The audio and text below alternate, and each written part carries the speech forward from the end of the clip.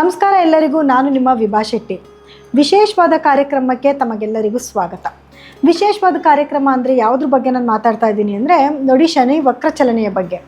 27ನೇ ತಾರೀಕು ಅಂದರೆ ಜುಲೈ ತಿಂಗಳ 27ನೇ ತಾರೀಕು ಶನಿ ಗ್ರಹ ತನ್ನ ವಕ್ರಚಲನೆಯನ್ನು ಶುರು ಮಾಡ್ತಾನೆ. ಅಂದರೆ ರೇವತಿ ನಕ್ಷತ್ರದಲ್ಲಿ ಆಲ್ರೆಡಿ 2ನೇ ತಾರೀಕು ಅಂದರೆ ಜುಲೈ 2ನೇ ತಾರೀಕೆ ಬಂದಿದ್ದರೂ ಕೂಡ 27ನೇ ತಾರೀಕು ವಕ್ರಚಲನೆಯನ್ನು ಶುರು ಮಾಡ್ತಾನೆ. ಇದರಿಂದ ಯಾವ ರಾಶಿಯವರಿಗೆ ಉತ್ತಮವಾದ ಫಲಗಳಾಗತ್ತೆ, ಯಾವ ರಾಶಿಯವರಿಗೆ ಮಿಶ್ರ ಫಲಗಳಾಗತ್ತೆ ಅನ್ನೋದನ್ನು ತಿಳ್ಕೊಳ್ಳೋಣ.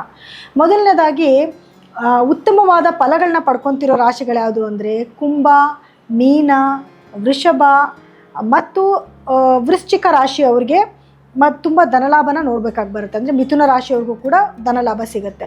ಇನ್ನು ಯಾವ ರಾಶಿಗಳಿಗೆ ತುಂಬ ಮಿಶ್ರ ಫಲನ ಅನುಭವಿಸ್ತಾರೆ ಅಂತ ನೋಡಿದಾಗ ಸಿಂಹ, ಧನಸ್ಸು ಮತ್ತು ಮೇಷರಾಶಿಯವರು ಮಿಶ್ರ ಫಲನ ಅನುಭವಿಸ್ಬೇಕಾಗಿ ಬರುತ್ತೆ.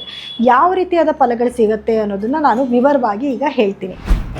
ಇನ್ನು ತುಲಾ ರಾಶಿಯವ್ರಿಗೆ ಏನು ಶನಿಯ ಒಂದು ವಕ್ರ ಚಲನೆಯಿಂದ ಏನೆಲ್ಲ ಲಾಭಗಳಿದೆ ಅಥವಾ ಏನೆಲ್ಲ ನೆಗೆಟಿವ್ ಪಾಯಿಂಟ್ಸ್ ಇದೆ ಅಂತ ನೋಡೋದಾದರೆ, ನೋಡಿ, ತುಲಾ ರಾಶಿಯವರಿಗೆ ಮೊದಲನೇದಾಗಿ ಕೋರ್ಟ್ ಕೇಸ್ಗಳಲ್ಲಿ ಗೆಲುವಾಗುವಂಥದ್ದು. ತುಂಬ ದಿವಸಗಳಿಂದ ನೀವು ಈ ಕೋರ್ಟ್ ಕೇಸ್ಗಳಲ್ಲಿ ಒದ್ದಾಡ್ತಾ ಇರ್ತೀರ, ಶತ್ರುಗಳ ಕಾಟ ಕೂಡ ಜಾಸ್ತಿ ಆಗಿರುತ್ತೆ.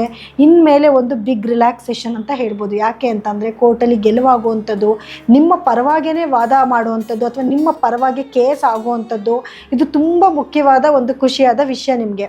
ಎರಡನೇದೇನು ಅಂದರೆ ಸಾಲ ಬಾಧೆಯಿಂದ ಮುಕ್ತಿ ಆಗುವಂಥದ್ದು. ಸುಮ್ಮನೆ ಸಾಲ ಬಾಧೆಯಿಂದ ಮುಕ್ತಿ ಆಗ್ಬಿಡ್ತೀರಾ ಅಂದರೆ ಇಲ್ಲ, ಯಾವುದಾದ್ರೂ ಮೂಲದಿಂದ ನಿಮಗೆ ಧನ ಲಾಭ ಆಗುವಂಥದ್ದು ಅಥವಾ ಹಣ ಬರುವಂಥದ್ದು, ಅಥವಾ ಬ್ಯಾಂಕ್ಗಳಲ್ಲಿ ಲೋನ್ ಆಗಿ ಯಾರ ಹತ್ರನೂ ಕೈ ಸಾಲ ತೊಗೊಂಡಿರ್ತೀರಾ, ಅವ್ರು ತುಂಬ ನಿಮಗೆ ಹಿಂಸೆ ಕೊಡ್ತಾ ಇರ್ತಾರೆ. ಬ್ಯಾಂಕಲ್ಲೆಲ್ಲೋ ಒಂದು ಕಡೆ ನಿಮಗೆ ಕಮ್ಮಿ ಪರ್ಸೆಂಟೇಜಿಗೆ ಬಡ್ಡಿ ಸಿಕ್ಕಿರುತ್ತೆ. ಸೊ ಯಾರಿಗೋ ಒಬ್ರಿಗೆ ಸಾಲ ತೀರಿಸುವಂಥದ್ದು ಇದು ಕೂಡ ಆಗುತ್ತೆ. ಮತ್ತು ಒಂದು ಕಡೆ ಸಾಲ ತೀರ್ಸೋಕೆ ಇನ್ನೊಂದು ಕಡೆ ಸಾಲ ಆಯ್ತಲ್ಲ ಅಂದ್ಕೊಳ್ಳೋ ಬದಲಾಗಿ ಇಂಟ್ರೆಸ್ಟ್ ಕಮ್ಮಿ ಆಗುವಂಥದ್ದು, ಅಥವಾ ಯಾವುದೋ ಮೂಲದಿಂದ ಹಣ ಬರುವಂಥದ್ದು. ಯಾರೋ ನಿಮಗೆ ತುಂಬ ಬೇಕಾಗಿರುವಂಥ ವ್ಯಕ್ತಿ, ನನಗೆ ಇಂಟ್ರೆಸ್ಟೇ ಬೇಡ, ದುಡ್ಡು ತೊಗೊಳ್ಳಿ, ಫಸ್ಟ್ ಯಾರಿಗೋ ಸಾಲ ತೀರಿಸ್ಕೊಳ್ಳಿ, ಸ್ವಲ್ಪ ನೆಮ್ಮದಿ ತೊಗೊಳ್ಳಿ ಜೀವನಕ್ಕೆ, ಈ ರೀತಿಯಾದ ಒಂದು ವಿಚಾರಗಳನ್ನ ಕೇಳ್ಬೋದು. ಮತ್ತು ಮಕ್ಕಳೇನಾದರೂ ಕಾಂಪಿಟೇಟಿವ್ ಎಕ್ಸಾಮ್ಸ್ ಬರೀತಿದ್ರೆ ಅಥವಾ ಅದ್ರ ಕೆಲಸಗಳಿಗೋಸ್ಕರ ಕಾಂಪಿಟೇಟಿವ್ ಎಕ್ಸಾಮ್ಸ್ ಬರೀತಿದ್ರೆ ಅದರಲ್ಲಿ ಗೆಲುವಾಗುವಂಥದ್ದು, ಕೆಲಸಗಳಾಗೋದಕ್ಕೆ ಅನುಕೂಲಗಳಾಗುವಂಥದ್ದು ಕೂಡ ಆಗುತ್ತೆ. ಇನ್ನು ನೆಗೆಟಿವ್ ಪಾಯಿಂಟ್ಸ್ ಏನು ಅಂತ ನೋಡೋಕ್ಕೋದ್ರೆ, ನೋಡಿ, ಮೊದಲನೇದಾಗಿ ಆರೋಗ್ಯ ಸಮಸ್ಯೆಗಳು. ಅದರಲ್ಲೂ ಕೂಡ ಹಳೆಯ ಆರೋಗ್ಯ ಸಮಸ್ಯೆಗಳು, ಮೊದಲೇ ಏನಾದರೂ ನಿಮಗೆ ಹೊಟ್ಟೆಗೆ ಸಂಬಂಧಪಟ್ಟಿರುವಂಥದ್ದು ಅಥವಾ ಕರುಳು ಬೇನೆ ಆಗಿರ್ಬೋದು, ಅಥವಾ ಕಾಲು ನೋವುಗಳು, ಮೂಳೆಗೆ ಸಂಬಂಧಪಟ್ಟಿರುವಂಥದ್ದು ಏನಾದರೂ ಸಮಸ್ಯೆಗಳನ್ನ ಎದುರಿಸ್ತಾ ಇದ್ದರೆ ಅದು ಮತ್ತೆ ಉಲ್ಬಣ ಆಗೋ ಸಾಧ್ಯತೆಗಳಿರುತ್ತೆ. ಸ್ವಲ್ಪ ಕೇರ್ಫುಲ್ಲಾಗಿರಬೇಕು. ಡಾಕ್ಟ್ರುಗಳಿಗೆ ತೋರಿಸ್ಕೊಳ್ಳಿ, ತಕ್ಕ ಪ್ರಿಕಾಷನ್ ತೊಗೊಳ್ಳಿ. ಮಾತ್ರೆಗಳು ತೊಗೊಳ್ಳೋದನ್ನು ಸ್ಕಿಪ್ ಮಾಡೋದು, ಡಯಟ್ ಇಲ್ಲದೆ ಇರುವಂಥದ್ದು ಮಾಡಿದ್ರೆ ಮತ್ತೆ ಅದು ಜಾಸ್ತಿ ಆಗೋ ಸಾಧ್ಯತೆಗಳಿರುತ್ತೆ. ಕೇರ್ಫುಲ್ಲಾಗಿರಬೇಕು. ಇನ್ನು ಮನೆ ವಾತಾವರಣದಲ್ಲಿ ಅಶಾಂತಿ ಜಾಸ್ತಿ ಆಗುತ್ತೆ.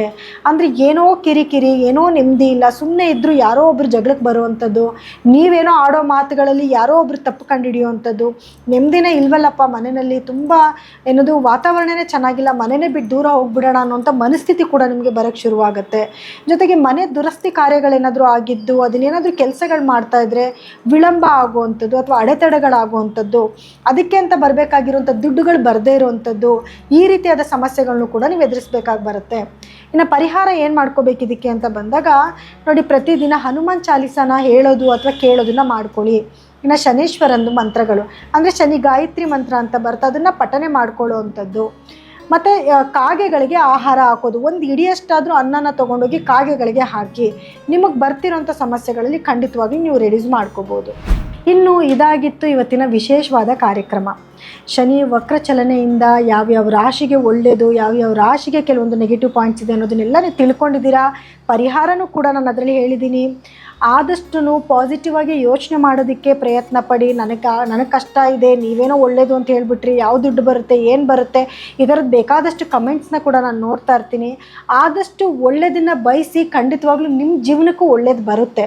ಜೊತೆಗೆ ನಿಮ್ಮ ಜಾತಕನ ನೋಡಿಸ್ಕೊಳ್ಳೋದು ಕೂಡ ತುಂಬ ಇಂಪಾರ್ಟೆಂಟ್ ಆಗಿರುತ್ತೆ. ಯಾಕಂದರೆ ನಿಮಗೆ ನಡೀತಿರುವಂತಹ ದಶಾಭುಕ್ತಿ ಕೂಡ ಇಂಪಾರ್ಟೆಂಟ್ ಆಗಿರುತ್ತೆ, ಗ್ರಹಗಳ ಸ್ಥಾನಮಾನ ಕೂಡ ಇಂಪಾರ್ಟೆಂಟ್ ಆಗಿರುತ್ತೆ. ಸೊ ಹಾಗಾಗಿ ನಿಮ್ಮ ವೈಯಕ್ತಿಕ ಜಾತಕನ ಒಮ್ಮೆ ಪರಿಶೀಲನೆ ಮಾಡಿಸ್ಕೊಳ್ಳಿ.